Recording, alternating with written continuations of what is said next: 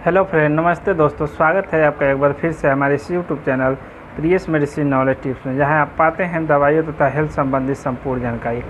दोस्तों, आज की इस वीडियो में हम बात करने वाले हैं एंटीबायोटिक टैबलेट के बारे में।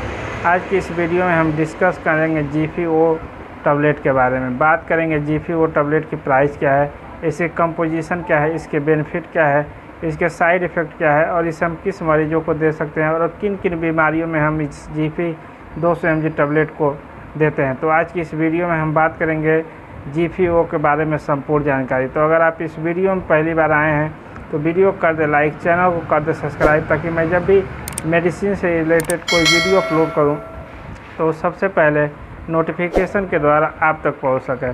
तो चलिए दोस्तों, हम वीडियो स्टार्ट करते हैं। दोस्तों, बात करने वाले हैं GPO टैबलेट के बारे में। अगर बात करें हम GPO टैबलेट के मेन कंपोजिशन के बारे में, तो इसमें दो दवाओं का कंपोजिशन होता है, जिसमें से जो पहली मेडिसिन होती है वो होती है सिफिक्जिम, जो कि 200 mg में होती है, तथा दूसरी मेडिसिन की बात करें तो वो होता है ओफ्लोक्सासिन, ये भी 200 mg में पाया जाता है। इस तरह से दो कंपोजिशनों से मिलकर हमारा GPO टैबलेट तैयार होता है। अगर बात करें हम इसकी प्राइस की, तो इसके एक स्ट्रिप पे 10 टैबलेट आता है और इस 10 टैबलेट का जो दाम होता है वो लगभग 180 रुपया होता है, जो आपको किसी भी मेडिकल केमिस्ट शॉप पे मिल जाएगा। शेड्यूल ए ड्रग प्रिस्क्रिप्शन दवा होने के कारण ये दवा आपको डॉक्टर की पर्ची पे या डॉक्टर की सलाह के अनुसार ही मिलेगा। अगर बात करें हम इसकी कंपनी की, तो FDC द्वारा इसको बनाया जाता है। चलिए अब बात कर लेते हैं हम GP2 टैबलेट का इस्तेमाल किन किन कंडीशन में करते हैं। अगर बात करें हम GPO टैबलेट के इस्तेमाल के बारे में, तो सबसे पहले आप ये जान लीजिए कि जो GPO टैबलेट होता है वह एक एंटीबायोटिक टैबलेट है, और एंटीबायोटिक टैबलेट का कार्य होता है, यदि आपको किसी भी प्रकार से बैक्टीरियल इन्फेक्शन हो गया है आपके शरीर के अंदर, आपके बॉडी में कहीं पर भी बैक्टीरिया इन्फेक्टेड हो गया है, तो आप इस एंटीबायोटिक का प्रयोग कर सकते हैं, जो कि GPO एंटीबायोटिक बहुत ही शानदार इन सब कंडीशन में काम करता है। यदि आपको बैक्टीरिया इन्फेक्शन है तो उसमें GPO इंजेक्शन बहुत ही बेहतरीन होता है। चलिए जानते हैं किन किन बीमारियों में हम इसका प्रयोग कर सकते हैं। अगर बात करें हम इसके प्रयोग के बारे में, तो इसका फर्स्ट और सबसे ज़्यादा जो प्रयोग किया जाता है, या डॉक्टर इसको सबसे ज़्यादा जब लिखते हैं, वो होता है टाइफाइड के फीवर में।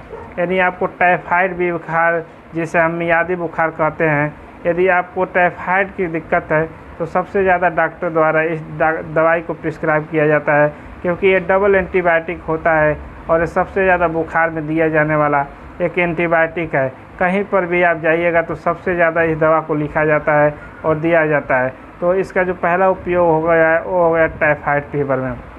अगर बात करें हम इसके दूसरे प्रयोग के बारे में, तो इसका जो दूसरा उपयोग होता है वो होता है निमोनिया। यानी निमोनिया की कंडीशन में भी आप इसका इस्तेमाल कर सकते हैं। अगर बात करें हम निमोनिया की, तो निमोनिया एक ऐसी कंडीशन होती है जिसमें हमारे जो फेफड़े होते हैं, फेफड़े को बहुत ज़्यादा बलगम जम जाता है, जैसा हमको सांस लेने में बहुत ज़्यादा कठिनाइयों का सामना करना पड़ता है। तो दूसरा जो हो गया वो हो गया हमारा निमोनिया। अगर हम बात करें इसके तीसरे यूजेज के बारे में, तो इसका इस्तेमाल RTI इन्फेक्शन में करते हैं।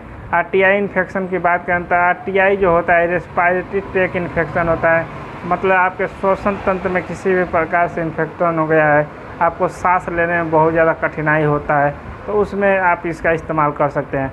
अगर बात करें हम इसके चौथे प्रयोग के बारे में, तो जो इसका चौथा प्रयोग है, यदि आपको UTI इन्फेक्शन हुआ है, मतलब यूरिनरी ट्रैक इन्फेक्शन हुआ है, यानी पेशाब मार्ग में जलन हो रहा है, पेशाब करने में बहुत ज़्यादा दर्द हो रहा है, क्रक हो रहा है, तो उस कंडीशन में भी आप इस टैबलेट का प्रयोग कर सकते हैं।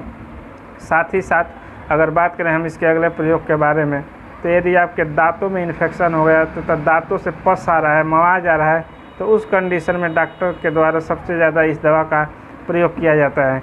अगर बात करें अगले प्रयोग के बारे में, तो यदि आपके ईयर इन्फेक्शन, मतलब आपके कान में इन्फेक्शन हो गया है और कान से मवाज आ रहा है, या कान में फोड़ा हो गया है, फुंसी हो गया है, तो उसे ठीक करने के लिए भी हम इस टैबलेट का प्रयोग करते हैं। अगर बात करें हम इसके अगले प्रयोग के बारे में, तो यदि किसी को सीजेरियन ऑपरेशन हुआ है और टाँके चले हैं, तो उन टाँकों को तथा उस घाव को सुखाने के लिए हम इस दवा का प्रयोग कर सकते हैं। अगर बात करें हम इसके अगले प्रयोग के बारे में, तो यदि किसी को एक्सीडेंट हो गया और इस एक्सीडेंट के कारण उसको बहुत ज़्यादा चोट आ गई है, तो उस कंडीशन में भी आप इसका इस्तेमाल कर सकते हैं। अगर बात करें हम इसके अगले प्रयोग के बारे में, तो यदि आपको किसी भी प्रकार का फोड़ा हो गया है, फुंसी हो गया है या बाल तोड़ हो गया है, तो उसे ठीक करने के लिए भी हम इस टैबलेट का प्रयोग कर सकते हैं। यानी एक एंटीबायोटिक ऐसा टैबलेट होता है, यदि आपको किसी भी प्रकार का बैक्टीरियल इन्फेक्शन हुआ है, तो उस बैक्टीरियल इन्फेक्शन को ठीक करने के लिए हम इस टैबलेट का प्रयोग कर सकते हैं। तो जीफी टैबलेट का प्रयोग, जीफी-ओ टैबलेट का प्रयोग हम इन बीमारियों को ठीक करने के लिए करते हैं।